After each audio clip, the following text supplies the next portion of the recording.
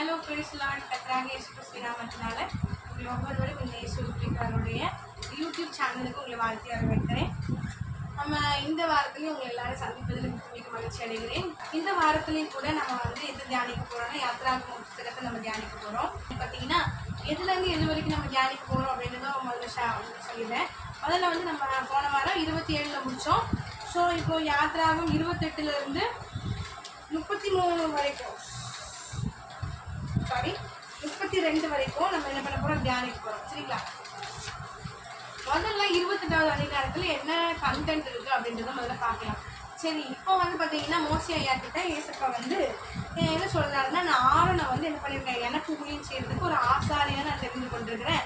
அதனால அருணையை மாத்திரமெல்லாம் அவருடைய மகன்மார்களும் எல்லாரும் என்ன பண்ணியிருக்கேன், ஆசாரியனை தெரிந்து கொண்டிருக்கிறேன். அதனால ஆரோனுக்கு நீ என்ன பண்ணணுமா, மகிமையும் அலங்காரமுமா இருக்கும் போட்டு பரிசுத்த வஸ்திரத்தை நீ என்ன பண்ணணுமா, உண்டு பண்ணு அப்படின்னு சொல்லிட்டு அது சொல்கிறாரு. கொஞ்சம் யோசிச்சு பாருங்க. இந்த கதை முதல்ல சொல்லி முடிச்சுக்கோ. சரிங்களா? இதில் என்னென்ன இன்னும் இருக்குது அப்படின்னா, அந்த சொல்கிறார் அப்படிப்பட்ட பரிசுத்த வஸ்திரத்தை நீ மோசே ஆரோனையாக்கு நீ என்ன பண்ணணும், உண்டு பண்ணணும்னு சொல்கிறார். அது மாத்திரம் இல்லாமல் அது எப்படி உண்டு பண்ணணும், அதில் என்னென்ன இருக்கணும், 12 கோத்திரத்தை அவளுடைய நாமங்களை அவர் தரித்தவனாக எனக்கு என்ன பண்ணணும், ஆசாரிகளை செய்யணும், இப்போலாம் அநேக காரியங்கிட்ட பேசுகிறேன். சரியா? இப்படிதான் 28வது அதிகாரத்துடைய கண்டென்ட். இப்போ இந்த 28வது அதிகாரத்துடைய கண்டென்ட் இது இருக்கட்டும். இது மூலமாக நம்ம என்ன தெரிஞ்சுக்கிட்டோம் அப்படின்னு பார்த்தீங்கன்னா, முதல் விஷயம் என்னென்னா, மோசே ஐயா ஊழியத்துக்கு வரமாட்டேன் அப்படின்னு சொன்னால்தான் ஆண்டவர் என்ன பண்ணுவார், ஆரோனை சரி உனக்கு என்ன பண்ணுவான், வாயா ஆரோனையா எனக்கு வாயா இருப்பார் அப்படின்னு சொல்லிட்டு ஏசப்பான்னு சொல்வார். நீ என்ன பண்ணுவேன், மோசே ஐயா ஆரோனுக்கு தெய்வனாக இருப்பார் அப்படின்னு கூட சொல்லியிருப்பாங்க. இப்போ மோசே ஐயா கிட்ட ஆண்டவர் ஆரோன் ஐயாக்கு இந்த போல செய்யணும் அப்படின்னு சொல்லும் போது மோசே ஐயாக்கு எப்படி இருக்கும், அட பாவீங்களா, என்ன ஆண்டவர், நான் தான் அவனுக்கு ஆண்டவனாக இருப்பேன்னு ஆண்டவர் சொன்னார்.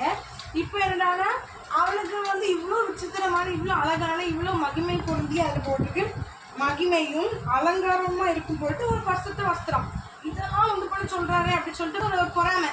இப்போ நமக்குள்ளே இப்போ ஒரே ஊழியத்தில் 2 ஊழியக்காரங்க இருக்கிறாங்க அப்படின்னாலுமே துணை ஊழியக்காரங்களோ அல்லது ஒருத்தங்க ஒரே சர்ச்சில் ஒருத்தங்க நல்லா மெசேஜ் கொடுத்துருப்பாங்க, அந்த ஒருத்தங்க ஒழுங்காக கொடுக்கணும், ஒன்று அவன் ஒருத்தர் நல்லா மெசேஜ் கொடுத்தா அவள் ஒரே பொறாமைப்படுது. இப்போ இந்த பொறாமைங்கிறது காமன் அப்படி தானே, ஒரு மனுஷன் தானே.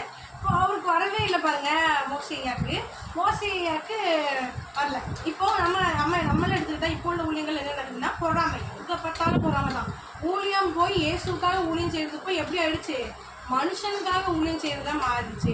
ஆனால் ஆக்சுவலாக எல்லாருமே அங்கே யாருக்காக ஊழியம் செஞ்சுருக்காங்க, பேரு புகழுக்காகவோ ஃபேமஸ்க்காகவோ ஃபேம் ஆகணுங்கிறது எதுக்காகவோ ஊழியம் செய்யலை.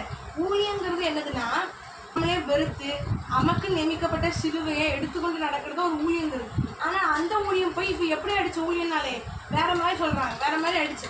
சரியா? இப்போ ஆண்டவர் என்ன சொல்ல வர்றாரு அப்படின்னா, இதுலேருந்து அவர் என்ன பண்ணல, ஆரோனுக்கு இவ்வளோ செய்யணுமா, நான் தானே அவனுக்கு தேவனாக இருப்பேன், ஏன்னா இவ்வளோ விஷயங்களும் நீ அவனுக்கு செய்ய சொல்லிங்கன்னு சொல்லி மோசே பொறாமப்படலை ஆரோனை பார்த்து. அப்படி தானே? என்னன்னா இப்போ இதில் நம்ம என்ன கற்றுக்கிட்டோம் அப்படின்னா, நம்ம என்ன பண்ணக்கூடாது, ஊழியத்தில் நான் பெரியவன் நீ பெரியவன் இது எதுவுமே இருக்கக்கூடாது நம்ம விரும்புகிறாரு. சரிங்களா? நம்ம எல்லாருமே யாருக்காக தான் ஊழியம் செய்கிறோம், இயேசுக்காக ஊழியம் செய்கிறோம். ஊழியங்கிறது எப்படி ஒரு பணி, ஒரு சேவை மாதிரி ஆண்டவர் செய்யுது. அதில் நான் பெரியவன் நீ பெரியவன், அவனை பிரியப்படுத்தி இவனை பிரியப்படுத்தி பாசனை பிரியப்படுத்தல, இது எதுவுமே இல்லாமல் இயேசுவை மாத்திரம் சாக்ரிஃபைஸ் நம்மளை மற்றவன் ஊழியம் செய்யறான்னு புகழணுங்கிறதுக்காக நம்ம ஊழியம் செய்யக்கூடாது.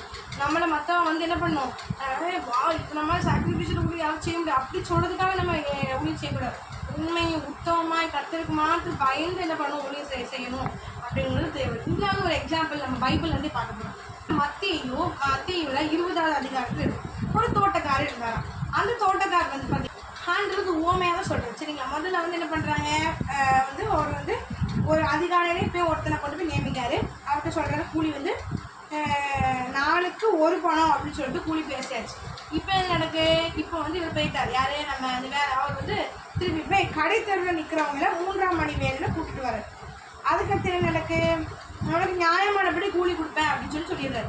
அதுக்கப்புறம் அதில் என்ன நடக்கு பார்த்தீங்கன்னா, அதுக்கப்புறம் மறுபடியும் 6ஆம் மணி வேலையில் 9ஆம் மணி வேலையில் என்ன பண்ணுறாரு அப்படின்னா, அதே போல் ஜனங்கள் அதே போல் இந்த சும்மா நிற்கிறவங்க கடை தெருவில் நிற்கிறவங்க என்ன பண்ணுறாரு, கூட்டுவார். அப்போன்னு சொல்கிறாரு, அவங்க நியாயமானபடி என்ன பண்ணுறாரு, கூலி தருவேன் அப்படின்னு சொல்கிறார். அப்புறம் கடைசியில் இப்போது என்னாச்சு, இப்போ எல்லாரும் வேலைலாம் செஞ்சு முடிச்சாங்க, வேலை செஞ்சு முடிச்சாச்சு. இப்போ எல்லாரும் பணம் கொடுக்கணும்.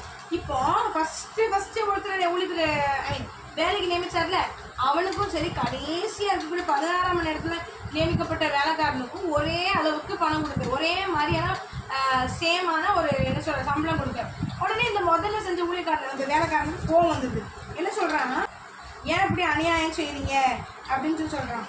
நான் அதெல்லாம் பகலோட கஷ்டத்தை, வெயிலோட உஷ்ணத்தை இதெல்லாம் சகிச்சு நான் என்ன பண்ணேன், சகிச்சு நான் அந்த வேலை செஞ்சேன். ஆனால் எனக்கும் அவனுக்கு கடைசியாக வந்து அவனுக்கும் ஒரே அளவுக்கு தான் ஒரே மாதிரி சம்பளம் கொடுக்குறீங்க அப்படின்னு சொல்லிட்டு அவன் என்ன பண்ணுறான், கோவப்படுறான். ஆனால் அதுக்கு வந்து அந்த எஜமான் சொல்கிறாரு, என்னுடையதான் என்ன பண்ணுறேன் நான் கொடுக்குறேன், அது மாத்திரம் இல்லாமல் நான் தயாரனா இருக்கிறேன், நீயே அப்படி வன்கண்ணனா இருக்கிற அப்படின்னு சொல்லலாம் கேட்குறாரு. அதுக்கப்புறம் பிந்தினோர் பிந்தினராகவும் இருக்கிறவர்கள், அது மாத்திரம் அழைக்கப்பட்டவர்கள் அநேகர், தெரிந்து கொள்ளப்பட்டவர்கள் சிலர். ஏன்னா அங்கே சொல்ல வர அப்படின்னு பார்த்தீங்கன்னா, இப்போ வந்து நான் ஏற்கனவே சொன்னேன், நமக்குள்ள நம்ம வந்து எப்போ ரசிக்கப்பட்டவங்களாக இருந்துக்கலாம், எப்படி கர்த்தர் யாரை பயன்படுத்தி இஷ்டமோ. இப்போ மோசே கதையில் எடுத்துக்கிட்டாலுமே ஆரோனுக்கு ஆண்டவர் கனம் புரிஞ்சி வேலை கொடுத்தா, அவரை ஆராதிக்கு கூட வேலை கொடுத்தாரு. அதுக்காக மோசையா பொறாமப்பட்டு இருக்க முடியுமா? இல்லை, அவருக்கு எது சித்தமோ, எஜமானாகி இயேசு கிறிஸ்துவுக்கு எது சித்தமோ, யாருக்கு என்ன வேலை கொடுக்கணுங்கிறது அவருடைய விருப்பமாக இருக்கிறதோ அவனுக்கு அந்த வேலையை கொடுப்பாரு. அவன் தான் அது செய்யறதுக்கு பார்த்திரனா இருக்கான். He is வர்த்தி for it. அவன் தான் அதுக்கு என்னது, அவனுக்கு வர்த்தி. கர்த்தர் தான், நம்ம இந்த தகுதி கிடையாது. ஆனால் கர்த்தர் அந்த கிருபையை கொடுப்பாரு. அந்த யார் நியமிக்கிறாரோ, வேலைக்காக யார் நியமிக்கிறாரோ அவனுக்கு என்ன அந்த கிருபை கிடைக்கும். இப்போ அதான் இருந்து பார்க்கணும். இப்போ பாருங்க, அவர் சொல்றாரு, நான் தான் என்ன பண்ணுவேன், நான் எப்படி எனக்கு இஷ்டமான விதத்துல யாருக்கு எவ்வளோ நான் சம்பளம் கொடுப்பேன் அப்படின்னு சொல்லி சொல்றேன். இது ஒரு பயன் வச்சுக்கோங்க. இன்னொன்று என்ன சொல்றாரு ஆண்டவர் அப்படின்னு பார்த்தீங்கன்னா, ஊழியத்துல வந்து உங்களெல்லாம் ஒருத்தன் முதன்மையாகணும்னு நினைச்சீங்க, சீஷர்கள் சொல்றேன், முதன்மையாகணும்னு நினைச்சீங்கன்னா நீ யாரா இருப்ப, நீ தான் என்ன பண்ணுவ, வேலைக்காரனா இருப்ப. நான் கூட என்ன பண்ணல, ஊழியம் கொள்வதற்காக வரல, ஊழியம் செய்வதற்காக தான் வந்திருக்கிறேன் அப்படின்னு சொல்லிட்டு ஆண்டவர் சொல்றார். அப்போ ஊழியங்கிறது என்னது, தெய்வனை பிரியப்படுறதுக்காக செய்யறது. இதுல போட்டி, பொறாமை, வன்கண்ணா நம்ம என்ன பண்ணக்கூடாது, இருக்கவே கூடாது. இன்னைக்கு நம்ம அப்படிதான் இருக்கோம். நம்ம வந்து சாதாரண விஷயங்கள்ல இருந்து எல்லா விஷயத்துலையும் நம்ம பொறாமப்படுறோம். ஆனால் தயவு கொண்டு நமக்கு கர்த்தர் கொடுத்துருக்கிறது நம்ம அதில் உண்மையா இருப்போமே. நம்ம ஏன் பறக்க ஆசைப்படணும்? இப்போ யோசிச்சு பாருங்க, எல்லாருமே டாக்டர் ஆகுறது இல்லை, எல்லாருமே இன்ஜினியர் ஆகுறது இல்லை. கர்த்தர் யாரை எப்படி மாற்றணும்னு வச்சிருக்காரோ இப்போ அப்படிதான் ஆக முடியும். இப்போ நான் இன்ஜினியர் ஆகலை, நான் வந்து ஒரு டிகிரி தான். அப்படிங்கும்போது அப்போ நான் வந்து ஐயோ எங்கள் அப்பா கூட அடிக்கடி சொல்லுவாங்க, ஒரு இன்ஜினியர் ஆக முடியலையே அப்படி சொல்லி எங்கள் அப்பா அடிக்க சொல்லுவாங்க. நான் எப்பவுமே ஒன்று சொல்வேன், என்னன்னா இப்போ அவனுக்கு என்னென்ன கற்றுட்டு வச்சிருக்காரோ அதுதான் நடக்கும். இப்போ நான் பிஎஸ்சி ஃபிசிக்ஸ் எடுக்க சொன்னாலும் நான் எடுத்துருக்கேன், அவ்வளோதான். அதே போல் கற்றுக்க எனக்கு மேலே ஆண்டவர் அவர் தான் எழுதி வச்சிருக்காரு. நான் அந்த சாதத்தை நம்ம நிறைவேற்றணுமே தவிர்த்து நம்ம தேவன் சித்தல்லாதது பறக்க ஆசைப்படக்கூடாது. பறக்க ஆசைப்பட்டு என்ன ஆகும், இப்போ சீக்கிரமே விழுந்துட வேண்டியது. அந்த ரேபிட் மாதிரி தான் படப்படன்னு போய் வேலை சீக்கிரம் பறந்து ஜம்முன்னு கீழே விழுந்துடும். அப்போ கர்த்தர் நமக்கு என்ன நியமிச்சிருக்காரோ மற்றவங்க காரியங்களும் நம்ம ஆசைப்பட வேண்டாம். அவன் அப்படி முடிச்சு நான் அடுவேன், அவன் வந்து அவ்வளோ அற்புதம் நடக்கான், எனக்கு அந்த அற்புதம் நடக்கும்னு சொல்லிட்டு எப்படியா சுய வெளிப்பட்டுருக்கு. சரிங்களா? அப்படின்னா உங்களுக்கு என்ன அழைப்பு வச்சிருக்காரோ, கர்த்தர் நமக்கு என்ன அழைப்பு வச்சிருக்காரோ, மோசையே தன்னுடைய அழைப்புல வந்து அதுதான் செய்யறது இருந்தார். ஐயோ அவனுக்கு ஆசாரி உணவு கொடுத்துருக்காரு, எனக்கு ஆசாரி உணவு தந்திருக்க வேண்டியதானே அப்படின்னு கேட்கல. அப்போ எனக்கு அதுக்காக கனபுரிஞ்சு ஏற்படுத்தி தந்திருக்க வேண்டியதானே அப்படி கேட்கல. அப்போ பொறாம வந்து ஊழியத்தில் இருக்கவே கூடாது. நம்ம வன் கண்ணர்களாக இருக்கவே கூடாது. ஊழியத்துலேயும் சரி, நார்மல் லைஃப்லேயும் சரி, நம்ம மற்றவங்க மெசேஜ் கொடுத்து நமக்கு ஐயோ நம்ம ஆத்தம் அந்த பக்கம் போயிருமோ அப்படின்னு நம்ம எப்படி இருக்கோம், அப்படி இருக்கக்கூடாது. கர்த்தர் யாரையும் பயன்படுத்துவார், பரவாயில்ல, அவனுக்கு அந்த கிருபை கொடுத்துருக்காரு, நான் அந்த கிருபை இல்லைனாலும் பரவாயில்ல, எனக்கு வேற கிருபை கொடுத்துருப்பார். அப்படிப்பட்ட மனப்பான்மை நமக்கு என்ன வேணும், அவசியம். அதனால பொறாமப்படவே கூடாது. ஒருவேளை பொறாமை கூட நம்மகிட்ட இருந்தாலும் கூட தேவன்கிட்ட ஏசப்பா எதுக்கு நம்ம தியானிக்கிறோம்னா, பைபிள்லாம் மோசையாக இல்லை, அது அவரோட சிச்சுவேஷன்ல நம்ம இருந்து பார்த்தோம்னா நம்மளுக்கே அது நேரம் வைங்களேன், நமக்கிட்ட நமக்கே அந்த சிச்சுவேஷன் நடக்கும்போது நமக்கு நிச்சயம் பொறாமப்பட்டிருப்போம், அவர் படலை. அப்படிங்கும் போது அப்போ ஏசப்பா எனக்கு அந்த குணத்தை தாங்க. அப்போ உண்மையான ஊழியத்தை நான் செய்ய விரும்புகிறேன். சும்மா நடிக்கிறது, சும்மா வெளி விஷயம் தடிக்கிறதோ, சும்மா மற்றவங்களுக்காக ஊழியம் செய்யறதோ, மற்றவனை புகழ்நூலுக்காக கிராம ஊழியம் போகிறதோ, மற்ற அப்படியாக அழைக்கப்படாமல் தேவன் சொல்லாத எந்த ஊழியத்தையும் செய்யக்கூடாது. நம்ம யாருக்காக ஊழியம் செய்யறோம், தேவனுக்காக தான் ஊழியம் செய்யறோம், அவரை பிரியப்படுத்துறதுக்காக ஊழியம் செய்யறோம். ஸோ அவர் தான் நம்ம என்ன பண்ணணும், அவரை பிரியப்படுத்தி அவருக்கு பிரியமான காரியத்தை நம்ம என்ன பண்ணணும், செய்யணும். பறக்க ஆசைப்படக்கூடாது. மற்ற காரியங்கள் மேலே நம்முடைய அழைப்பு இல்லாத பிற காரியங்கள் மேலே நம்ம என்ன பண்ணக்கூடாது, ஆசைப்படக்கூடாது. நம்ம ஊழியம் செய்வதற்காக தான் வந்து அழைக்கப்பட்டிருக்கோம். அதை ஊழியம் செய்யணும் கர்த்தருக்காக. இதுதான் இந்த அதிகாரத்தின் மூலமா நம்ம என்ன பண்றோம் பார்க்கலாம். ஓகே, இப்போ இது முடிஞ்சிச்சு இந்த அதிகாரம். இப்போ நம்ம யாத்திராகம் 29ஆம் அதிகாரத்துக்குள்ள போவோம். இந்த யாத்திராகம் 29ஆம் அதிகாரத்துல என்ன எழுதப்பட்டிருக்கு, என்னென்ன காரியங்களை பற்றி போட்டிருக்கு அப்படின்னு பார்த்தீங்கன்னா, இதில் வந்து ஆண்டவர் வந்து மோசேயா கிட்ட சொல்றாரு, எனக்கு வந்து நீங்க பாவ நிவாரண பலியிடணும். ஆடியோ ஏதாவது அப்படிதான் என்ன பண்ணுவாங்க, பலியிடுவாங்க. இப்போ அதே போல பாவ நிவாரண பலினா எதை பலியிடணும் அப்படின்னு சொல்லிட்டு அந்த ஒழுங்குமுறையை சொல்றாரு. அதுக்கடுத்து என்ன சொல்றாரு, வந்து சர்வாங்க தகன பலினா எதை பலியிடணும் அப்படின்னு சொல்லிட்டு அதுக்கான ஒழுங்குமுறை. அதே போல போஜன பலின்னு சொல்லிட்டு இரவும் பகல்லையும் மாலையிலையும் எனக்கு என்ன பண்ணணும், பலியிடணும்னு சொல்லிட்டு இந்த ஒழுங்குமுறைகளை ஆண்டவர் கற்றுக் கொடுக்காரு.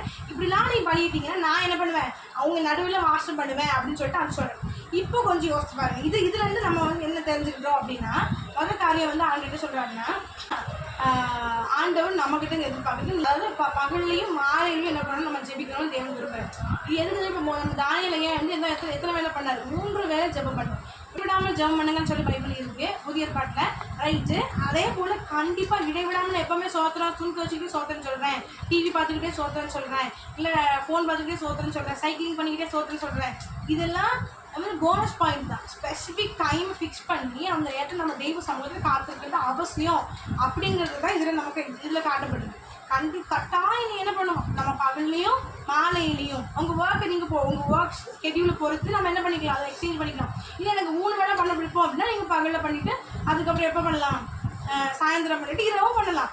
இப்போ நம்ம ஆண்டவர் நம்ம கட்டாயம் என்ன பண்ணணுமா, ஸ்பெசிஃபிக் டைமை நியமித்து நம்ம என்ன பண்ணணும், ஜெபிக்கணும் அப்படின்னு சொல்லி இந்த முத பலியிடணும் அப்படின்னு சொல்கிறாங்க. என்னென்ன விதமான பலிகள் அவசியம் அப்படின்னு சொல்கிறாங்கன்னா, முதல்ல பாவ நிவாரண பலி. பாவத்தை தேவன்கிட்ட அந்த காலத்தில் என்ன பண்ணியிருக்காங்க, அந்த ஆட்டம் பலியிட்டு இருக்காங்க, அப்படி தானே. இப்போ நம்ம என்ன பண்ணணும்னா, தேவ சமூகத்தில் காத்திருக்கும் போது ஒரு குறிப்பிட்ட செஷனில் நம்ம என்ன பண்ணோம், பாவத்தை அறிக்கைக்கிட்டு, ஏசப்பா எந்தெந்த பாவங்கள் இன்னைக்கு நாளிலேருந்து நம்ம எவ்வளோ பெரிய ஆளாக இருந்தாலும் சரி, நம்ம எல்லாருமே நம்ம பர்ஃபெக்ட் நம்ம சொல்லிக்க முடியாது. அதனால் நம்ம எப்போவுமே ஆண்டவரோட கனெக்ஷனில் இருக்கணும் அப்படின்னு நினச்சிங்கன்னா, ஒவ்வொரு நாள் நம்ம செய்கிற நம்மளே நிதானித்து பார்த்து எதிரெல்லாம் தப்பு பண்ணிட்டோம், என்னென்ன தப்பாக பேசணும், எதோ குறைப்பட்டிருக்கோமா, நம்மளை அறியாமல் என்ன வந்துச்சா, இல்லை நமக்கு அறிஞ்சு வந்துச்சா அப்படின்னு சொல்லிட்டு நம்மளே தியானித்து நிதானித்து இன்னைக்கு காலையிலேருந்து இப்போ நைட்டுக்குள்ளே என்னென்ன பண்ணிட்டு நம்மளே தியானித்து நம்மளே ஆராய்ந்து என்ன பண்ணணும், தவறுகளை ஏசப்பா இந்த மாதிரி தப்பு பண்ணிட்டேன், இதெல்லாம் பண்ணாதபடிக்கு எனக்கு பலம் தாங்க, எனக்கு உதவி செய்யுங்க அப்படின்னு சொல்லி என்ன பண்ணணும், நம்ம கேட்கணும். இதுதான் இந்த பாவ நிவாரண பலி. இது வந்து நம்ம ஜெப வாழ்க்கையில் ஜெபத்தில் ஒரு செஷனாக இருக்கணும் தேவன் விரும்புகிறேன்.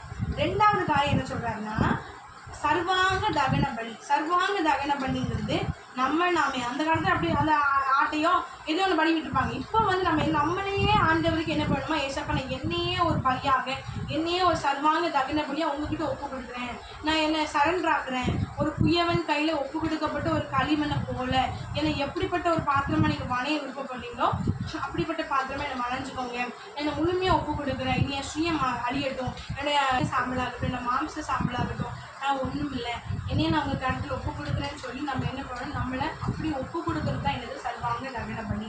இதை நம்ம வந்து செய்யணும்னு தேவன் விரும்புகிறார். சரி, இந்த சர்வாங்க தகன பலி முடிச்சுட்டா.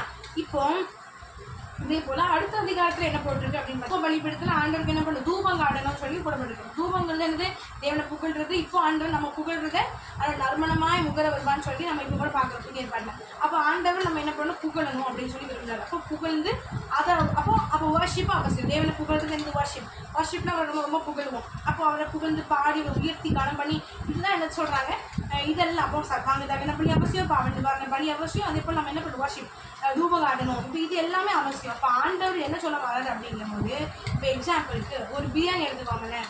பிரியாணி எடுத்துக்கிட்டிங்கன்னா அந்த பிரியாணியை வந்து நீங்கள் இப்போ வந்து அரிசியை மட்டும் போட்டு எல்லாம் கறியை மட்டும் போட்டால் நம்ம பிரியாணி இருக்குமா? அப்போ அது வந்து எல்லாமே பட்டையோ ஏலக்காவோ அப்புறம் பிரியாணி இலையோ புதினாவோ இது எல்லாமே நமக்கு என்ன அவசியம், பிரியாணி செய்கிறதுக்கு அவசியம். பிரியாணி மசாலா, எண்ணெய், இப்படி தேங்காய் பால் அன்னைக்கு ஊற்றுவாங்க. இப்படி ஒவ்வொன்றும் நமக்கு என்ன தேவை, பிரியாணி சமைக்கிறதுக்கு அவசியம். அப்படிங்கும்போது அதே போல தான் ஜபத்துலேயும் கூட இப்போ எப்படி சொல்கிறேன் அப்படின்னா, ஜபங்கிறது எப்படின்னா வெறுமனே நம்ம தேவையை சொல்கிறது மட்டும் ஜபம் இருக்கக்கூடாது. இதே போல் நம்ம பாவங்களை அடிக்கிறதா இருக்கட்டும், நம்மளே அவர்கிட்ட ஒப்பு கொடுக்குறதா இருக்கட்டும், அவரை புகழ்கிறதா இருக்கட்டும், இது எல்லாமே ஜபத்தில் கலந்தது தான். அப்போது இது எல்லாமே நம்ம செய்யணும் அப்படின்னு சொல்லி பைபிள் வாசிக்கிறோம். ஜபம் பண்ணிவிட்டு பைபிள் சிலப்போ வாசிக்க மாட்டாங்க, பைபிள் நம்ம என்ன வாசித்து தியானிக்கணும். அப்போ தான் மறைபொருட்கள் நமக்கு தெரிய வரும், கற்று வெளிப்படுத்துவார். அப்போ இது எல்லாமே நமக்கு அவசியம் அப்படிங்கிறது இதில் பார்க்குறோம். அவர் அந்த சொல்கிறார், இந்த பலிகளை நீங்கள் இடணும் அப்படின்னு ஒழுங்கு சொல்கிறார். அதுபோல் இன்றைய காலத்தில் காலகட்டத்தில் கூட நம்மளும் என்ன பண்ணணும், இத்தனை காரியங்கள் நம்ம என்ன பண்ணணும், ஜெபத்தில் செய்யணும் அப்படின்னு சொல்லி தேவன் விரும்புகிறார். அதனால் மறக்காமல் நீங்கள் ஜெபம் பண்ணலாம். ஒருவேளை இந்த செஷன்ஸில் இருக்காது. அது மாத்திரம் இல்லாமல் கடைசி ஆண்டு சொல்லுவார், நீங்கள் இப்படிலாம் செய்யும்போது நான் வந்து உங்ககிட்ட கடைசியான செஷன் என்னது, நான் வந்து உங்களோட பேசுவேன் அப்படின்னு சொல்லி ஆண்டு சொல்லுவார். இப்போ கடைசியாக சொல்லப்பட்ட செஷன் என்ன? அப்போ என்ன செஷன் நமக்கு அவசியம்? தேவன் நம்மளோட பேசக்கூடிய செஷன் அவசியம். அப்போ ஜெபத்தில் வந்து எல்லாமே கலவை தான் என்னது ஒரு ஜெபம் அப்படிங்கிறது. தேவ சத்தத்தை கேட்கறதுக்குன்னு ஒரு வேலை வைக்கணும், சரிங்களா? அப்போ ஒரு செஷன் வைக்கணும். அப்போ இது எல்லாம் கலந்ததான் எனக்கு ஒரு கம்ப்ளீட் ஜெபம் இந்த அதிகாரத்துக்கு மூலமாக தெரிய வரும். ஓகே, இப்போ நம்ம நெக்ஸ்ட் அதிகாரத்துக்கு போகலாம். இதில் யாத்திராக 30ஆவது அதிகாரத்தை என்ன பார்ப்போம். ஆண்டு சொல்கிறாரு, இப்போ நான் சொன்னேன், ஏற்கனவே சொன்னல, தூபம் காட்டுறதுக்கு தூப வழிபடுறது எப்படி கட்டணும், அதில் கொம்பை எப்படி பண்ணணும், அந்த சீத்த மரத்தில் பண்ணணும் இப்படின்னு சொல்லிட்டு அந்த அநேக காரியங்களை அந்த தூப வர்க்கத்தை எப்படி பண்ணணும். அதுக்கப்புறம் நீ வந்து மோசேயை கிட்ட சொல்கிறாரு, நீங்கள் ஆசிரியப்பு கூடத்துக்குள்ளே வர்றதுக்கு முன்னாடி ஒரு தொட்டி இருக்கணும், அந்த தொட்டியில் தான் என்ன பண்ணணும், உங்களை பரிசுத்தப்படுத்திக்கிட்டு உள்ளே வரணும் அப்படின்னு சொல்லி சொல்கிறார். இப்போ யோசிப்பாங்க, இப்போ நமக்கு என்ன விஷயத்துக்கு தியானிக்க போகிறோம்னா, ஆண்டர் வந்து இப்போ வந்து என்ன சொல்லிட்டாரு, தூபம் காட்டுறது நம்ம என்ன பார்த்தோம், வர்ஷிப் அப்படின்னு பார்த்தோம்ல. இப்போ நம்ம எப்படி இப்போ வர்ஷிப் பண்ணணும் அப்படிங்கிறத குறித்து பார்க்க போகிறோம். இப்போ ஆண்டவர் என்ன சொல்கிறாரு, தூபம் காட்டுறது தூப வர்க்கத்துக்கு எப்படி சொல்கிறாரு, ஒரு ஒழுங்குகள், இது எப்படி பின்பற்ற, இதை எப்படி செய்யணும் அந்த தூப வர்க்கத்தை, அதே போல் அது என்னென்ன இன்க்ரீடியன்ஸ் ஆட் பண்ணணும், அதுக்கடுத்து அந்த வர்க்கத்தை வேறு யாரும் செய்யக்கூடாது, மற்ற மனுஷனுக்கு யூஸ் பண்ணக்கூடாது இப்படின்னு சொல்லிட்டு அந்த அநேக ரூல்ஸ் ரெகுலேஷன் சொல்கிறாரு. இதே போல் தான் நாமளும் வர்ஷிப்புங்கிறத நம்ம தூப காட்ட சொல்லி பார்க்கலாம். இப்போ நாமளும் எப்படி வர்ஷிப் பண்ணணும் அப்படிங்கிறது பார்க்க போகிறோம். இப்போ அநேக சர்ச்சைகள் வர்ஷிப்பை பற்றி இருக்குது. அதனாலும் நான் ஆண்டுட்டு ஏசப்பா எப்படிப்பா இப்போ வர்ஷிப் தான் பண்ணணும் அப்படின்னு சொல்லி கேட்க போய் ஆண்டு சொன்ன விஷயம் என்ன அப்படின்னா, வாங்க கற்று பேசிக்கலாம், எனக்கு வந்து தெரியல. அதனால நான் என்ன சொல்கிறேன் அப்படின்னா, ஆண்டு சொன்னார், நீ வந்து ஆவியில் நடனம் ஆடுறது, ஆவியில் அப்படிங்கிறது இப்போ டான்ஸை வச்சு வர்ஷிப்பில் டான்ஸ் ஆடுறாங்க அப்படின்னு சொல்லிட்டு ஒரு பெரிய சர்ச்சையே போயிட்டுருக்கு, சரிங்களா? வர்ஷிப் இப்போ டான்ஸ் ஆடலாமா அப்படின்னு சொல்லிட்டு. அப்போ நான் அதை வச்சு ஏசப்பா கிட்ட கேட்டேன், ஏசப்பா அப்படி சரியா தவறா எனக்கு தெரியலையே அப்படின்ற இதில் கேட்டதில் அவர்கிட்ட சொன்னாருன்னா, முதலாவது காரியத்தில் ஃபஸ்ட்லேருந்து வரேன் என்னென்னா, வர்ஷிப் லீடருடைய வேலை என்னன்னா, முதல் வேலை அந்த பிலீவர்ஸோடைய அட்டென்ஷனை தேவனுக்கு நேராக திருப்புவது தான் என்னது வர்ஷிப் லீடரோட வேலை, சரிங்களா? இப்போ வந்து அதே போல் நம்ம என்ன பார்க்குறோம் அப்படின்னா, இந்த வர்ஷிப் லீடர் வந்து அப்போ அந்த ஆராதனை நாயகர் யார், இயேசு கிறிஸ்து, கதாநாயகரே இயேசு கிறிஸ்து தான். இப்போ இவங்க நம்ம எல்லாருமே யாரோட தான் டான்ஸ் ஆடணும் அப்படின்னா, தேவனோட தான். அது எப்படின்னா, தெய்வ பிரசன்னத்தில் மூழ்கி. இப்போ உங்களுக்கு புரியுதா? நான் கேட்ட கேள்விக்கு ஆண்டு 2 பதில் சொன்னார். தெய்வ பிரசன்னத்தில் மூழ்கி தேவனோடு நடனமாடி தேவனோடு உறவாடுகிற தேவனோடு சஞ்சரிக்கிற வேலை தான் இந்த ஆராதனை. அப்போ ஆண்டு என்ன சொல்கிறார் அப்படின்னா, ஆண்டு வந்து நான் கேட்டதுக்கு ஆண்டு என்ன சொன்னார்னா, இந்த மாதிரி வர்ஷிப் அப்படிங்கிறது யாருக்காக, தேவனை புகழ்கிறோம், அவரோட தானே இணையணும், அவர் தானே ஹீரோ. அப்போ ஹீரோயினாகி நம்ம வந்து அவரோட தான் டான்ஸ் ஆடணுமே தவிர்த்து, இப்போ இந்த யார் அந்த வர்ஷிப் லீடர் யார் அப்படின்னா அந்த ஹீரோவோட தோழர். அப்போ அந்த ஹீரோயின் வந்து ஹீரோவோட தான் டான்ஸ் ஆடணுமே தவிர்த்து அந்த யார் வர்ஷிப் லீடரோட டான்ஸ் ஆட முடியாது. வர்ஷிப் டான்ஸ் வந்து அவர் கைட் பண்ணுற மாதிரி நம்ம என்ன பண்ணக்கூடாது, இந்த பாட்டுக்கு ஏற்ற மாதிரி அவரோட தான் ஒரு கனெக்ஷன் ஏற்படுது. இந்த வர்ஷிப்பில் வந்து தேவனோட தெய்வ பிரச்சனத்தில் நம்ம டான்ஸ் ஆடணுமே தவிர்த்து, நான் டான்ஸுன்ற வார்த்தை மென்ஷன் பண்ண அநேகருக்கு பிடிக்காம கூட இருக்கலாம். ஆனால் என்ன சொல்ல வரேன்னா, ஆவிக்குரிய மூமெண்ட் சொல்கிறேன். அது நீங்கள் அதை அனுபவிச்சிருக்கீங்க எனக்கு தெரியாது. ஆனாலும் என்ன சொல்ல வரேன் அப்படின்னு பார்த்தீங்கன்னா, தேவனோட அதாவது நம்ம மொத்தத்தில் ஃபுல் அண்ட் ஃபுல் தேவ பிரசனத்துக்கு ஒப்பு கொடுக்கணும். மெயினான விஷயம் தெய்வ பிரசனம்லாம் இருக்கணும் அப்படின்ற விஷயம் தான் ஆண்டவர் சொன்னார். அப்போது அதுதான் உண்மையான ஒரு வர்ஷிப். அப்போ இன்றைக்கி நம்மளும் சரி, நம்ம மற்றவங்களை பற்றி குறை சொல்லிட்டு இருக்கிறத காட்டிலும் நம்ம வீட்டில் முதல்ல அப்படி ஆரம்பிப்போம். எத்தனை பேர் நம்ம வீட்டில் நம்ம அப்படி ஆரம்பிப்போம் அப்படின்னு தெரியாது. சர்ச்சில் வேணால் பாஸ்டர்காரர் நம்ம என்ன பண்ணலாம், அப்படி ஆரம்பிப்போம். ஆனால் அதே வர்ஷிப்பை சர்ச்சில் என்ன பண்ணுறோமோ அதே இதை வீட்டில் கொண்டு வந்து நம்ம வீட்டில் தெய்வ சமூகத்தில் வீட்டை நம்ம என்ன பண்ண மாட்டோம், ஆலயமாக மாற்றவே மாட்டோம். ஆனால் நம்ம மற்றவங்களை பற்றி அநேக குறை சொல்லுவோம். ஆனால் அப்படி இல்லாமல் மாற்றவங்கள்ட்ட முதல்ல நம்மகிட்ட இருந்து ஆரம்பிக்கணும். எனக்கு டவுட் வந்துச்சு, ஏசப்பா நம்ம இப்படி செய்கிற தப்பா ரைட்டா இந்த மாதிரி அநேக சர்ச்சைகள் இருக்கே அப்படின்னு சொல்லி கேட்கும்போது ஆண்டு இப்படி வழக்கம் கொடுத்தாங்க. வர்ஷிப்புங்கிறது நீ என்ன பண்ணணும், தெய்வ பிரசனத்துக்கு ஒப்பு கொடுக்கணும். தெய்வனுடைய பிரசனத்துக்கு ஈடுபட்டு தேவனோடு சஞ்சரிக்கிறது, தேவனோடு நடனம், தேவனோடு ஈடுபடுகிறது தான் என்னது இந்த வந்து ஒரு ஆராதனை அப்படின்னு சொல்லி சொன்னார். அப்போ இதுதான் உண்மையான ஆராதனை. சரிங்களா? அப்போ இந்த ஒரு அதிகாரத்து மூலமாக நம்ம கற்றுக்கிட்டது எப்படி வர்ஷிப் பண்ணணும் அப்படிங்கிற விஷயத்தை கற்றுக்கிட்டோம். இது என்னோட கற்றுக்க சொல்லி கொடுத்தது என்னோட பாயிண்ட் ஆஃப் வியூ. ஒருவேளை தவறு இருந்துச்சுனாலும் மன்னித்து கொள்ளுங்க. சரிங்களா? ஓகே, அடுத்து வந்து யாத்திராக 31வது அதிகாரத்துக்கு நம்ம போயிடுவோம். இதில் வந்து என்ன பண்ணுறது பார்த்தீங்கன்னா, அது சொன்னார், இத்தனை விஷயம் நான் உங்கள்கிட்ட பேசிட்டேன்ப்பா, மோசையா கிட்ட பேசிட்டேன். இப்போ அது சொன்னார், நான் வந்து இது எல்லாத்தையும் செய்கிறதுக்கு, இந்த மோதமான வேலைகளை செய்வதற்காக நான் ஒரு ஆளை நியமிச்சிருக்கேன் அப்படின்னு சொல்கிறார். அது யாருன்னா, யூதா கோத்திரத்தில் ஊரின் மகனான அவனை தான் என்ன பண்ணிருக்கேன், பெசலேயலை நான் என்ன பண்ணியிருக்கேன், நியமிச்சிருக்கேன். அவன் வந்து அது மாத்திரம் இல்லை, கரெக்டாக என்ன சொல்கிறாங்க, யாத்திராவில் 31:5 சொல்லப்பட்டிருக்குது. அந்த விசித்திரமான வேலைகளை செய்வதற்கான ஞானத்தையும் புத்தியையும் அறிவையும் உண்டாக்க அவனை தேவ ஆவியினால் நிரப்புவேன். அழகான வார்த்தை பாருங்க, திருப்பி வாசிப்போம். ஞானம், புத்தி, அறிவு இதெல்லாம் உண்டாகிறதுக்கு என்னதான் நிரப்புறாரா, அவனை தேவ ஆவியினால் நிரப்புகிறார். தேவ ஆவியினால் நிரப்பப்படுறதுக்கான நோக்கம் என்ன, ஞானம், புத்தி, அறிவு, இது 3 விஷயம் கிடைப்பதற்காக தான் ஆண்டவர் என்ன பண்றது, தேவ ஆவியினால் நிரப்புறேன்னு சொல்றாரு. இன்னைக்கு நம்ம நிதானித்து பார்த்தோம், அபிஷேகம் பண்ணப்பட்ட நம்ம கிட்ட இந்த ஞானம், புத்தி, அறிவு இருக்கா, இல்லை. நம்ம அபிஷேகம் பண்ணப்பட்டோம்னா பேரு, ஆனால் இது 3மே என்ன இருக்காது, இருக்கவே இருக்காது. நம்ம பைபிளில் பார்த்துருக்கோம், யோசேப்பா இருந்தாலும் சரி, தானியேல் ஐயாவாக இருந்தாலும் சரி, இவங்க எல்லாருமே எப்படி இருந்தாங்க, அபிஷேகம் தேவனுடைய ஆவி, விசேஷித்த ஆவி தடுத்தது நிமித்தம் ஞானவான், அறிவாளி, புத்திமான் இப்படி தான் பேர் எடுத்தாங்க. இன்னைக்கு நாம் அபிஷேகம் பண்ணப்பட்டவர்கள் முட்டாள் என்று தான் நம்ம என்ன பண்ணுறோம், பேர் எடுக்கிறோம். அதனால இப்போ தேவன்கிட்ட ஏசப்பா இதில் போட்டிருக்கு, நீ தேவ ஆவினால ஏன் நிரப்பப்படுற, இந்த 3 விஷயத்துக்காக தான் தேவ ஆவினால் நிரப்பப்படுறோன்னு போட்டுருக்குப்பா. எங்களுக்கு இந்த ஞானம், புத்தி, அறிவை தாங்க சுவாமி, நம்ம முட்டாள்னு பேர் எடுக்கக்கூடாது, இந்த அபிஷேகம் பண்ணப்பட்டிருக்கு, இப்படி முட்டாள்தனமாக நடக்கிறியே அப்படின்னு சொல்லுவாங்க. அப்போ நம்ம அப்படி இல்லாமல் ஞானம், புத்திமானா நடக்கணும் ஏசப்பா, எங்களுக்கு அந்த 3 தாங்க அப்படின்னு சொல்லி கேட்கணும். முதல் விஷயம். 2வது என்ன சொல்கிறார் ஆண்டவர், அதே மாதிரி அவனுக்கு துணையா யார், அந்த ஊரின் மகனான அந்த மகனுக்கு துணையாக நான் என்ன பண்ணுறேன், தான் கோத்திரத்தில் அகிசாமாகின் சரியா அவரோட குமாரனாகிய அகோலியா அப்படின்னு சொல்லிட்டு ஒரு மனுஷனை என்ன பண்ணுறேன், அவனுக்கு துணையாக நியமிக்கிறேன் அப்படின்னு சொல்கிறாரு. அது மாத்திரம் இல்லை, கர்த்தர் யாத்திராக 31:6 ஞான இருதயம் உள்ள யாவருடைய இருதயத்தில் ஞானத்தை அருளினேன் அப்படின்னு சொல்கிறேன். ஞான இருதயம் உள்ள யாருக்கெல்லாம் ஞான இருதயம் இருக்குதோ அவங்க எல்லாருக்குமே நான் என்ன பண்ணுறேன், ஞானத்தை அருள்றேன் அப்படின்னு சொல்லிட்டு இப்போ ஆண்டவர் செலக்ட் பண்ணுறாரு. எதுக்கு, இந்த வினோதமான வேலை செய்வதற்கு ஆண்டவர் என்ன பண்ணுற, ஸ்பெசிஃபிக் பர்சன்ஸை என்ன பண்ணுறாரு, செலக்ட் பண்ணுறாரு. இப்போ செலக்ட் பண்ணவங்களுக்கு தான் என்ன ஆகுது, அந்த அபிஷேகத்தை, அந்த தேவ ஆவியை ஊற்றுறாரு. இப்போ இந்த விஷயத்துலேருந்து நம்ம என்ன கற்றுக்கிறோம் அப்படின்னா, ஒரு எக்ஸாம்பிளுக்கு சொல்கிறேன். எப்படின்னா, இப்போ வந்து சில பேருக்கு என்ன அழைப்பு இருக்கும் அப்படின்னா, மேரேஜ் பண்ணாமல் ஊழியம் செய்கிறது அழைப்பாக இருக்கும். சில பேருக்கு எப்படி இருக்கும், மேரேஜ் பண்ணிவிட்டு ஊழியம் செய்கிறது ஒரு அழைப்பாக இருக்கும். இப்போது மேரேஜ் பண்ணணுன்ற தேவ சித்தமாக இருக்க நான் மேரேஜ் பண்ணாமல் நான் வந்து என்னால் ஊழியம் செய்ய முடியும், ஐ கேன் அப்படின்னு சொல்லிட்டு வீம்புல நம்ம என்ன பண்ணிடுவோம், செய்கிறோம் வைங்களேன். அப்போனா கர்த்தருடைய கிருபை இருக்குமா, இருக்காது, கட்டாயம் இருக்காது. ஏன்னா எவன் ஒருத்தனை கர்த்தர் மேரேஜ் பண்ணாமல் கர்த்தருக்காக வாழணும்னு வச்சு நியமிச்சிருக்காரோ அவங்களுக்கு தான் அந்த அப்படிப்பட்ட கிருபைகளையும் கனிகளையும் கொடுப்பாராம். இப்போ நாம அதற்கு நியமிக்கப்படாத ஒரு ஆளு, இப்போ நமக்கு அப்படி ஒரு அழைப்புடன் வைங்க, அப்போ நான் அப்படிதான் வாழ்வேன்னு சொல்லி தேவ சித்தத்துக்கு முரண்மையாக நம்ம நடந்துக்கிட்டோம் அப்படின்னா தேவனுடைய ஹெல்ப் இருக்காது, போராடுற மாதிரி இருக்கணும். சரிங்களா?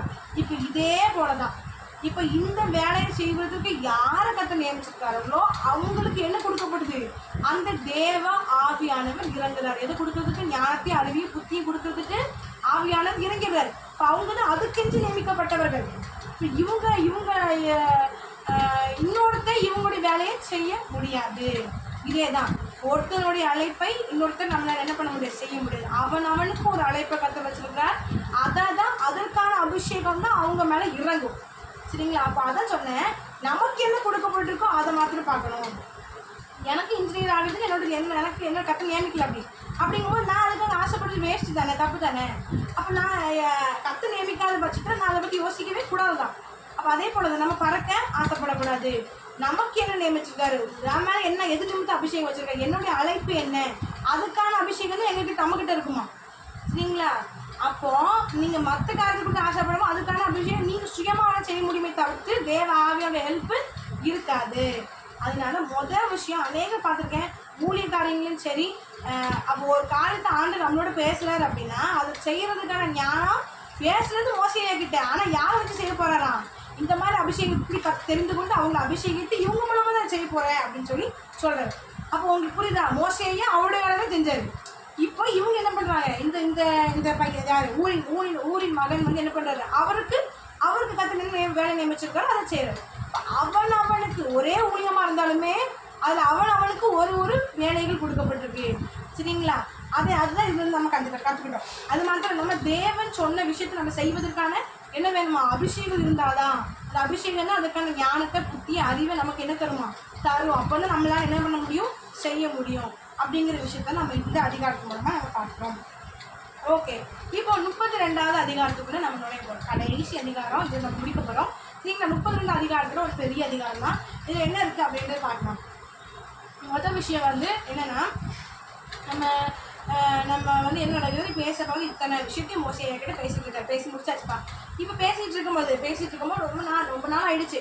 அப்போ கீழே இருக்கிறவங்க, மலைக்கு கீழே இருக்கிறவங்க என்ன இன்னும் மோசை காணுமே, அவங்களுக்கு என்னாச்சு, செத்து போனாரு, என்னாச்சு தெரியல.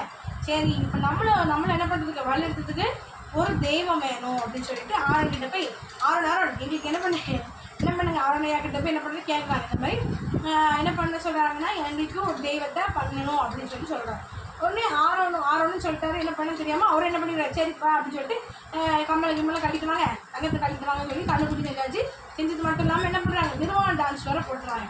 இப்போ வந்து மோசே ஐயா கிட்ட ஏசப்பா சொல்கிறாரு, நீ எகிப்துலேருந்து கூட்டு வந்து ஜனம் என்ன பண்ணுறாங்கன்னா, என்னோட வழியை விட்டு என்ன பண்ணிட்டாங்க, சீக்கிரமாக விலகிட்டாங்க, எனக்கு வந்து அவங்க பாவம் செய்கிறாங்கன்னு சொல்லிட்டு அந்த சொல்கிறார். சொன்னதும் மோசே அது மட்டும் இல்லாமல் ஆண்டு சொல்கிறார், நான் என்ன பண்ண போகிறேன், அவங்க என்ன பண்ணுறாங்க, எனக்கு கோபம் உண்டாக்குறாங்க, நான் அவங்க என்ன பண்ண போகிறேன், அழிக்க போகிறேன் அப்படின்னு சொல்லிட்டு அந்த சொல்கிறார். சொன்னதும் மோசே ஐயா பாருங்க, ஐயோ ஏசப்பா வேண்டாம்னு சொல்லிட்டு நீங்கள் ஆபிரகாமுக்கு, ஈசாக்குக்கு, யாக்கோபுக்கு பண்ண உடன்படிக்கை நினைத்தரணும்னு சொல்லிட்டு கெஞ்சி ஜெபம் பண்ணாங்க அப்படின்னு எழுதப்பட்டிருக்கு. உடனே ஆண்டவர் பரிதாபப்பட்டு சரின்னு சொல்லிட்டு இறங்கிறாரு. உடனே இங்கே அது மட்டும் அவங்க என்ன சொல்கிறாங்கன்னா, இஸ்ரேல் ஜனங்க என்ன சொன்னாங்கன்னா, அதாவது எகிப்திலிருந்து இஸ்ரேலை நடத்திட்டு வந்தது யாரா, அந்த கண்ணுக்குட்டி தான். அதாவது இந்த யூது தான் என்ன பண்ணுச்சான், இந்த தெய்வம் தான் எகிப்திலேருந்து எங்களை வழிநடத்திட்டு வந்துச்சு அப்படின்னு சொல்லிடுவாங்க. இது ரொம்ப கொடுமையான ஒரு வார்த்தை, அப்படி தானே? அதனால அந்த பயங்கர கோவம் வந்தது. 2வது விஷயம் சமாதானப்படுத்திட்டு இறங்கும் போது யோசுவா வந்து ஒரு மனிதனோட இடத்துல இருந்தாருன்னு யோசிச்சு சொல்கிறாங்க, நம்ம பாளையத்துலேருந்து சத்தம் கேட்குதே அப்படின்னு சொன்னேன். உடனே அதுக்கு வந்து மோசே சொல்வார், அது வந்து ஜெயத்வனி கிடையாது, அபஜெயத்வனி கிடையாது, அங்கே ஆடல் பாடல் சத்தம், பாட்டு சத்தம் கேட்குன்னு சொல்லிட்டு 2 பேர் இறங்கினா இங்கே எதுவும் ஏதாவது டிமால் டான்ஸ் போட்டுக்கிட்டு தங்கத்தால் அந்த கண்ணுக்குட்டி செஞ்சு அதை வணங்கிக்கிட்டு கும்பிட்டுக்கிட்டு இப்படி இருந்த உடனே மோசையாக பயங்கர கோவம் வந்துருது.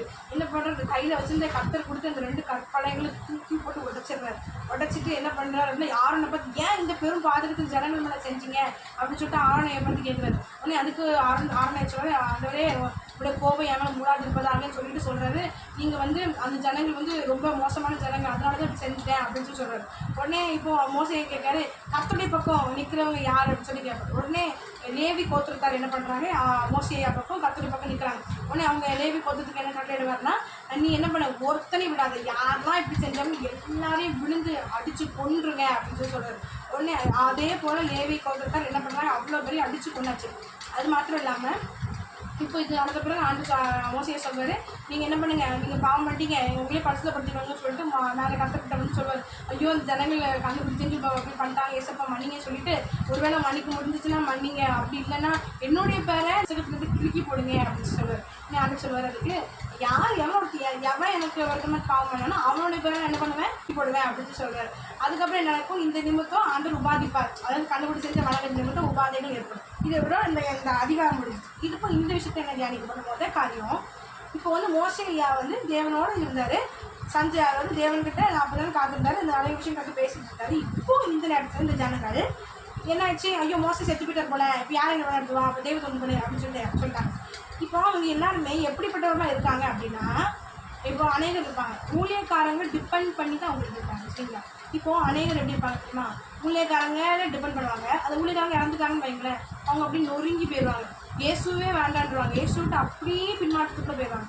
அப்போ இவன் நாள் அப்போ யார் தான் வணங்கியிருக்காங்க? அந்த ஊழியக்காரர்கள் தான் வணங்கியிருக்காங்க. ஏன்னா அந்த ஊழியக்காரர்கள்னா இவங்களுக்கு என்ன பண்ணணும்னு தெரிய மாட்டேங்குது. இயேசு எப்படி கும்பிடுன்னு தெரியல, எப்படி ஜெபம்னு தெரியல, எப்படி ஆராதிக்குன்னு தெரியல. அப்போ இவன் நாள் அப்போ யார் தான் கும்பிட்டுருக்காங்க? அப்போ அந்த ஊழியக்காரர்கள் விக்கிரகமாக்கி கும்பிட்டுட்டு இருக்காங்க. அப்போ அதெல்லாம் அவங்களுக்கு தெரியல என்ன பண்ணணும்னு சொல்லிட்டு. அப்போது நம்மளும் கூட யாரை டிபெண்ட் பண்ணக்கூடாது, ஊழியக்காரங்க டிபெண்ட் பண்ணி இருக்கக்கூடாது. ஒரு ஊழியத்தில் இருந்தாலும் கூட அந்த ஊழியத்திலிருந்து இண்டிபெண்ட்டாக நிற்க கற்றுக்கணும். நமக்கும் ஆண்டவருக்கும் ஒரு தனிப்பட்ட ரிலேஷன்ஷிப் இருக்கணும். நம்ம அவங்கள நம்பி அவங்க மூலமாக எங்கிட்ட பேசிட்டோம், அவங்க மூலமாக பேசுவார் இல்லைன்னு சொல்லுது. நம்ம ஏற்கனவே பார்த்துருக்கோம். இப்போ பைபிள்னு அதுக்கு ஒரு எக்ஸாம்பிள் இருக்குது பாருங்க. இப்போ நம்ம எலியாவும் எலிசாவும் ரொம்ப நல்ல ஃப்ரெண்ட்ஸ்னு வச்சுட்டிங்களா. இப்போ எலிசா வந்து யாரை பின்பற்றிட்டு இருக்காரு? எலியாவை பின்பற்றி கொண்டு இருக்காரு. இப்போ என்ன நடக்குதுன்னா, எலிசாவை கத்திர எடுத்துக்கொள்ள போகிறேன்னு சொல்லிட்டு எலியாவை கத்திர எடுத்துக்கொள்ள போகிறேன்னு சொல்லிட்டு எலிசா கிட்ட சொல்லியாச்சு. அதனால எலிசா வந்து என்ன பண்ணல, எலியாவை பிரிஞ்சு போகாமல் அவரோட கூட வந்துட்டு இருக்காரு. அப்போ வந்து என்ன நடக்கும் அப்படின்னா, இப்போ எலிசாவும் எலியாவும் என்ன பண்ணுறாங்க, யோர்தானை கடந்துச்சு. இப்போ யோர்தானுங்கிற ஒரு பிரச்சனையே எலிசா எப்படி கிடக்காரு, அவங்க சால்வையை முறுக்கிட்டு என்ன பண்ணுறாங்க, அவர் வந்து என்ன பண்ணுறாரு, அந்த யோர்தான் நதியை அடிக்க ரெண்டாக கடந்தது. இப்போ கடந்து வந்தாச்சு. இப்போ இப்போ இவர் எலியா வந்து கேட்காரு, நீ வந்து ரொம்ப நேசிக்கிறாரு, நான் வந்து உங்கள் விட்டு போக மாட்டேன்னு கூட நான் வந்து யாரோட எலிசாவோட வந்துட்டு இருக்காரு. இப்போ எலிசா கேட்காரு, இப்போ நீ வந்து என் ராஜாக்கள் 2 உண்டில் போட்டிருக்கு, நான் உன்னோட எடுத்துக்கொள்ள போகிறேன், உனக்கு என்ன வேணும் அப்படின்னு சொல்லி கேட்குறேன். உடனே அவருக்கு சொன்னது என்ன பண்ண, உங்களுடைய ஆவி எனக்கு ரெட்டிப்பாக வேணும்னு சொல்லி கேட்குறேன். முதல் விஷயம். ரெண்டாவது சொன்னாங்கன்னா 2 ராஜாக்கள் 2:11 இப்போ இதுவரையும் குறித்து அதான் வந்து இப்போ என்ன பண்ண போகுது, எலியா டிகிரஸி கூட்டு போக போகுது. இப்போ என்ன நடக்குன்னு பார்த்தீங்கன்னா, இப்போ எலிசாவும் அதே போல் சால்வை பிடிச்சி அபிஷேகத்தை படிச்சுக்கொள்வார். இப்போ தனி மரமாகிட்டார். எலியா எடுத்துக்கொள்ளப்பட்ட பிறகு எலிசா ரொம்ப அழுது புலம்புவார். அதுக்கப்புறம் என்ன நடக்கும்னு பார்த்தீங்கன்னா, இப்போ அவர் கிராஸ் பண்ணி, இப்போ நம்ம அந்த யோர்தான் நதியை அவர் கிராஸ் பண்ணி அந்த பக்கம் போகணும். இப்போ யார் வந்தால் முதல்ல பிரச்சனையை பார்த்துக்கிறதுக்கு ஊழியக்காரராகிய எலியா டிகிரஸி இருந்தார். அப்போ ஈஸியாக லகுவாக முடிஞ்சிச்சு. ஆனால் இப்போ இவங்க மட்டும் என்ன பண்ணுறாங்க, தனியாக என்ன பண்ண போகிறாங்க, அந்த தனியாக என்ன பண்ண போகிறாங்க, யோர்தான் நதி இப்போ கடக்கணும். எப்படி கிடக்க அப்படின்னு அவர் சோர்ந்து போய் நான் இங்கேயே இருந்துக்கிறேன், அவர் போயிட்டாரு, நான் பின்னோட்டத்துக்குள்ளே போயிடுறேன்னு சொல்லிட்டு அவர் சோர்ந்து போகாம 2 ராஜாக்கள் 2:14 போட்டுட்டு, எலியாவின் தேவன் எங்கே என்று தண்ணீரை அடித்த உடனே என்ன பண்ணாராம், சால்வியை முறுக்கிட்டு என்ன பண்ண, தண்ணீரை அடித்து 2ஆ பிளந்துட்டான். அப்போ இவர் என்ன பண்ணுறாரு, என்ன கற்றுக்கிட்டு அந்த ட்ரைனிங் தான் கொடுத்தாரு. அதே போல் நாமளும் கூட நமக்கும் ஒரு ட்ரைனிங் பீரியட் இருக்கும். அதே போல் நம்மளும் என்ன பண்ணணும், அந்த ட்ரைனிங்கில் கற்றுக்கிட்டதை அபியாசப்படுத்துறது ஒரு பீரியடாக இருக்கும். சரிங்களா. அதே போல் இங்கே எலியாவோடு இருந்து நம்ம எலிசா என்ன கற்றுக்கிட்டாரோ அதை என்ன பண்ணிட்டாரு, யூஸ் பண்ணி அதை பயன்படுத்தி என்ன பண்ணுறாரு, அந்த பிரச்சனையை சால்வ் பண்ணுறாரு. அதே போல் நம்மளும் கூட ட்ரைனிங் பீரியடில் கற்றுக்கிட்ட விஷயத்த நம்ம என்ன பண்ணிக்கணும், அடுத்த பீரியடில் நம்ம என்ன பண்ண அதை யூஸ் பண்ணி நம்ம என்ன பண்ண ஜெயிக்கணும். இதுதான் நம்ம கிறிஸ்தவ ஸ்பிரிச்சுவல் லைஃப்பில் ஆண்டவர் நம்மளை இப்படி தான் வழி நடத்துவார். சரிங்களா. அப்போ நம்ம யார் டிபெண்ட் பண்ணி இருக்கக்கூடாது, ஊழியக்காரங்களை நம்பி இருக்கக்கூடாது. நமக்கும் ஆண்டவருக்கும் தனியாக ஒரு ரிலேஷன்ஷிப் ஏற்படுத்தி கொள்ளணும். நம்மளோட ஆண்டவர் பேசணும். மற்ற மூலமாக அதை சொல்லிட்டு நம்ம கரெக்டாக ஏசப்பா அப்படி கட்டிட தப்பு கிடையாது. அதை கேட்கணும், அதுக்காக மதிக்காமல் இருக்கக்கூடாது, மற்றவங்க ஊழியக்காரங்களை மதிக்காமல் இருக்கக்கூடாது. அதே சமயத்தில் நமக்கும் ஆண்டவருக்கும் தனி ரிலேஷன்ஷிப் வேணும். சரிங்களா. இப்போ வந்து எப்படி சொல்கிறது அப்படின்னா, நம்ம அடுத்த இதுக்குள்ள போயிடலாம். இந்த விஷயத்தில் இந்த ஒன்று. ரெண்டாவது காரியம் என்ன பார்க்குறோம் அப்படின்னு பார்த்தீங்கன்னா, அவங்க என்ன சொல்லிடுறாங்க, இஸ்ரேல் ஜனங்க ஒரு பெரிய வார்த்தை சொல்லிடுறாங்க, எகிப்திலேருந்து யார் தான் எங்களை கூட்டு வந்ததான், அதை அந்த கண்ணுக்குட்டி தான் எங்களை வழிநடத்திட்டு வந்துச்சுன்னு சொல்லிடுறாங்கப்பா. ஆனால் ஆண்டவர் தான் அற்புதமாக அவர்களை கூட்டு வந்தார். ஆனால் அவங்க எப்படி சொல்லிடுறாங்க, இந்த கண்ணுக்குட்டி தான் எங்களை கூட்டு வந்துச்சு சொல்லிடுறாங்க. பயங்கர கோவம் வந்துடுது. உடனே மோசையை பார்த்து அழிக்க போகிறேன்னு சொல்கிறது. அதுக்கு மோசையை சொல்கிறது, இல்லை ஆண்டவரே, ஐயோ நீங்கள் இப்படிலாம் வாக்கு கொடுத்தீங்களே, அபிரகாமுக்கு ஈசாக்குக்கு யாக்கோபுக்கு வாக்கு கொடுத்தீங்களே, எகிப்தின் எங்களை பார்த்து சிரிப்பா ஏசப்பா, தயவு செஞ்சு அழைச்சிடாதீங்கன்னு சொல்லிட்டு கெஞ்சி ஜெபிக்கிறார். இப்போ மோசையை நினச்சா என்ன திட்டிருப்பீங்க. இஸ்ரவேல் ஜனங்கள் ஒவ்வொரு டைமும் மோசைக்கு வந்து முழுமுறுப்பாங்க. அப்போ மோசையை நினச்சிருந்தா நீங்கள் என்ன திட்டிருப்பீங்க, தேவைதான் நீங்கள் அழிஞ்சு போகணும், அப்படி தேவைதாண்டா அப்படி நினச்சிருக்கலாம். நினைக்கவே இல்லை. அவர் என்ன அவருக்கு எப்படிப்பட்ட ஒரு இது நமக்கு அப்படி இருக்கா. தாய் எனக்குலாம் சத்தியமாக கிடையாது. எனக்குலாம் யோசிக்கும் போது நம்ம எவ்வளோ கேவலமாக இருக்கோம் அப்படின்ற மாதிரி எனக்குள்ள தாட் இருந்துச்சு. ஏன்னா நமக்கு துரோகம் பண்ணாமல் நம்மளால் முடிக்க முடியாது. அவங்க ஒவ்வொரு டைமும் முழுமுறுக்காங்க. ஆனால் அந்த ஜனங்களை அழிக்க விடாத பிடிக்கிற தேவன்கிட்ட கெஞ்சி ஜெபிக்கிற என்ன வந்தது, ஏன் கெஞ்சணும் ஆண்டவர்கிட்ட போய், ஆண்டவரே அழிக்காதீங்க எதுக்கு கெஞ்சணும், ஆனால் கெஞ்சி ஜெபிக்கிறான். அதேபோல் ஆண்டவர் என்ன பண்ணுறாரு படித்தார். அதுக்கப்புறம் கடைசியில் எழுதப்பட்டிருக்கோம். சொல்லுவார், ஏசப்பா உங்கள் விதமாக கண்டுபிடி செஞ்சு உங்க வணங்கிட்டாங்க அப்படின்னு சொல்லிட்டு ஒருவேளை மன்னிக்க முடிஞ்சிச்சுன்னா மன்னிங்க, அப்படி இல்லைன்னா என் பேரை என்ன பண்ணுவீங்க புஸ்தகத்தை வந்து கிழிக்கப்படுங்க. அவர் கூட சொல்லிக்கலாம், வணங்கிக்கலாம். ஏசப்பா நான் வணங்கிட்டேன், நான் உங்களை தான் வணங்குறேன். அவங்க தான் என்ன பண்ணிட்டாங்க, ஏன்னா இவர் வந்து கத்திரப்படியே நடந்து மட்டும் இல்லாமல் எவன் வணங்கினாலும் அவனை வெட்டி கொண்டாச்சு. அப்படிப்பட்ட வைராக்கியம் பாட்டுருக்காரு மோசையா. இப்போ மோசையா சொல்றாரு, ஒருவேளை மன்னிக்க முடிஞ்சுன்னா மன்னிங்க, அப்படி இல்லைன்னா என் பேரை புஸ்தகத்துல இருந்து கிறுக்கி போடுங்க. இப்போ எவ்வளோக்குள்ள ஒரு அந்த ஜனங்களை கொடுத்து ஒரு அக்கறை இருக்குது. உண்மையாகவே இயேசு கிறிஸ்துவோட பாவத்தை அவர்கிட்ட பார்க்கணும். ஏன்னா இயேசு கிறிஸ்து நமக்காக தான் வந்தாரு. ஆனால் அந்த ஜனங்கள் எல்லாருமே அவரை தூஷித்தாங்க, திட்டினாங்க. அப்போ கூட ஏசப்பா என்ன சொல்லுவார், பிதாவே இவர்களை மன்னியும், தாங்கள் செய்வது இன்னதென்று அறியாது இருக்கிறார்கள் சொல்லிட்டு கற்றுக்கிட்டு சொல்லுவார். அப்போ அதே போல தான் இப்போ மோசையா என்ன சொல்றாரு, ஐயோ ஆண்டவரே மன்னிச்சிருங்க அப்படின்னு சொல்லி இப்போ அது ஏசப்பாவோட பாவம். நம்மளால அந்த ஃபர்கிவ்னஸ் எனக்குலாம் கிடையாது. ஆனால் நானும் ஏசப்பாக்கிட்ட ஏசப்பா தாங்கப்பா அப்படின்னு சொல்லி நம்ம இதுக்கு தெரிஞ்சுக்கிட்டோமா, அப்போ நம்மளோட வேலை என்ன நம்மகிட்ட இல்லை. அப்புறம் ஏசப்பா கிட்ட கேட்போம், ஏசப்பா இந்த பாவத்தை தாங்க அப்படின்னு சொல்லி நம்ம கேட்கணும். இந்த மோசையா கிட்ட இருந்து ஒரு நல்ல சுவாபத்தை கற்றுக்கணும். ரெண்டாவது விஷயம் என்னன்னா, எகிப்துலேருந்து இப்போ என்ன ஆச்சுன்னா மோசே நம்ம இவங்க ஆரோனுடைய நிலைமை பற்றி பார்ப்போம். ஆரோன் ஐயா வந்து பார்த்தீங்கன்னா அவருக்கு நிலைமை பாவம் தான். ஆனால் ஆக்சுவலி என்ன சொல்கிறாங்க அப்படின்னா, இஸ்ரவேலரோட மற்ற ஜனங்களும் இருக்கிறாங்க, எகிப்து ஜனங்களும் இருந்திருப்பாங்க அப்படின்னு சொல்கிறாங்க, இருக்காங்க அப்படின்னு சொல்கிறாங்க. அதனால தான் இவங்க வந்து கண்ணுக்குட்டி செஞ்சுருக்காங்க அப்படின்னு சொல்லி சொல்கிறாங்க. இப்போ ஆரோன் ஐயா நிலைமை எதுக்கு நமக்கு இதாகுதுன்னா, அவருக்கு வந்து இவங்க ஜனங்களை பார்த்து பயந்து, உண்மையாகவே ஜனங்கள் ரொம்ப மோசமானவங்க, ரொம்ப வணங்காக கடத்துற ஜனங்கள், முழுமுறுக்கிற ஜனங்கள். அதனால பயந்துக்கிட்டு என்ன பண்ணுவார், ஆரோன் ஐயா செஞ்சுருவார். ஆனாலும் கூட இந்த மாதிரி சிச்சுவேஷன் நமக்கு பாதகமாக அமையும் போது நம்ம என்ன பண்ணணும் அப்படின்னா, முதல்ல ஆண்டவர்கிட்ட ஹெல்ப் கேட்கணும். ஏன்னா நான் அதுக்கு எக்ஸாம்பிள் என்னன்னா, நம்ம சவுல் இருக்காங்கல்ல, அவர்கிட்ட அனுப்பிச்சோம்னா கில்காலில் சவுல் வந்து சாமுவேல் சொல்லியிருப்பேன், கில்காலில் என்ன பண்ணி 7 நாள் காத்துட்டு 7 நாள் நான் வருவேன், 7வது நாள் நீ என்ன பண்ண, அப்போ நம்ம பலிட்டுட்டு யுத்தத்துக்கு போக சொல்லியிருப்பாரு. இப்போ யுத்தத்தில் உள்ள பிரச்சனை வந்த உடனே சவுல் பயந்துக்கிட்டு என்ன பண்ணிடுவார், 7 நாள் காத்துட்டு போகிறேன். ஆனாலும் சாமுவேல் வந்து கேட்டார், சாமுவேல் வந்து கேட்டார். உடனே என்ன பண்ணிடுவார், பலியிட்டுவார் அவசரப்பட்டு. இந்த காரணத்து நிமித்தம் தான் அவருக்கு என்னாச்சு, பெரிய ஆண்டவர் ரொம்ப கோவப்படுவார். அப்போ அதே போல தான் இங்கே எனக்கு சூழ்நிலை நிமித்தம் நம்ம என்ன பண்ணிடுறோம், இந்த மாதிரி நடந்து ஆரோன் ஐயா என்ன பண்ணிடுறாரு, என்ன பண்ண தெரியாமல் இன்னும் நிலம பாவம், யாராவது நம்ம நின்றுப்போமான்னு தெரியல, அதே போல் நடந்தது. ஆனாலும் நம்ம சூழ்நிலையை அவங்க பாதகமாக இருக்குது, நம்மளை ஃபோர்ஸ் பண்ணுறாங்க, நம்மளையும் பாவத்தை செய்கிறதுக்கு ஃபோர்ஸ் பண்ணுறாங்க அப்படின்னா, நம்ம அந்த நேரத்தில் தேவன் நோக்கி அபயமிட்டு ஏசப்பா என்னை காப்பாற்றுங்க, இந்த ஜனங்கள் மோசமான ஜனங்களாக இருந்தாலுமே என்னை காப்பாற்றுங்க, ஏதாவது செய்யுங்க அப்படின்னு சொல்லி தேவன்கிட்ட ஒரு கேட்கணும், ஹெல்ப் கேட்கணும். நம்ம சவுளை போல அவசரப்பட்டோம், சூழ்நிலை நிமித்தம் தான் அவர் பாவம் பண்ணார், சவுல் வந்து பலிட்டுருவார். அதனால் அப்படி அவசரப்படாதபடிக்கு தேவன்கிட்ட முறையிட்டு அந்த சூழ்நிலையை நம்ம ஹேண்டில் பண்ணி நிச்சயம் அந்த ஹெல்ப் பண்ணுறது. ஏசப்பா முடியல எனக்கு ஹெல்ப் பண்ணுங்கன்னா கட்டாயம் எனக்கு ஹெல்ப் பண்ணுவேன். சரிங்களா? இந்த விஷயங்கள் நம்ம வந்து இந்த 32வது அதிகாரம் நம்ம கற்றுக்கிட்டோம். இன்றைக்கி நம்ம நிறைய காரியங்களை பார்த்துருக்கோம். நிச்சயம் இந்த உங்களுக்கு பயனுள்ளதாக இருக்கும்னு நான் நினைக்கிறேன். அதே போல் நம்ம எதெல்லாம் கற்றுக்கிட்டோமோ தயவு செஞ்சு ஏசப்பா இது எனக்கு தாங்கன்னு சொல்லி கேளுங்க, நிச்சயம் கற்றுக்கிட்டு தருவார். தொடர்ந்து நம்ம அடுத்த வாரத்தில் நம்ம சந்திக்கலாம். அது வரைக்கும் உங்களிடத்திலிருந்து விடைபெறுகிறேன். பாய்.